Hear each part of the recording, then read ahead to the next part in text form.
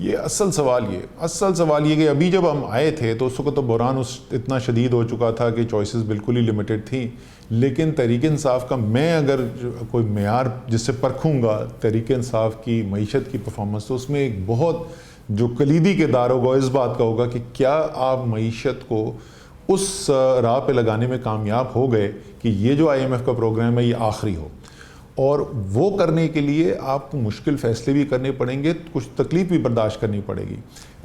लेकिन मेरे ख़्याल में एक आज़ाद कौम के तौर पर अगर आप ज़िंदगी गुजारना चाहते हैं तो ये मुमकिन नहीं है जिस तरीके से हम इस वक्त कासा फैलाए हुए हर जगह बैठे होते हैं, और चाहे जो हुकूमत आती है वो नई हुकूमत आके यही क्राइसिस को फेस कर रही होती है। वज़ीर-ए-आज़म इमरान खान को साबिक़ वज़ीर ख़ज़ाना असद उमर मुआशी सूरत हाल पर क्या मशवरा देंगे?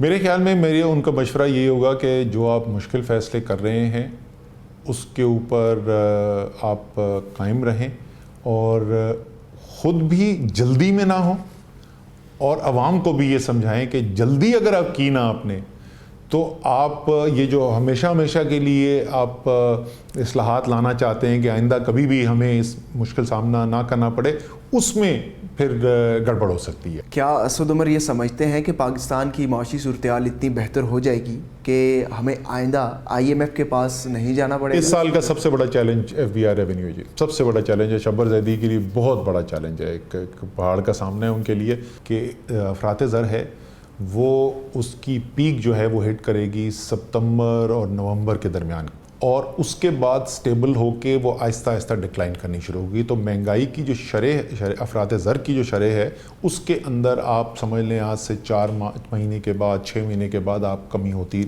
नज़र आएगी, और इंशाल्लाह ताला फिर वो कंसिस्टेंटली होती जाएगी। जहाँ तक ग्रोथ की ताल्लुक़ है तो 2019-20 ये जो साल है ये तो कंसोलिडेशन स्टेबलाइजेशन का साल था। पिछला साल सर्वाइवल का था, इतने बुरे हालात थे, सर्वाइवल का था। अब स्टेबलाइजेशन का साल है। 2020-21 यानी अगला जो बजट आएगा उसके बाद से आप ग्रोथ की रफ्तार और वो भी बतदरीज बढ़ेगी।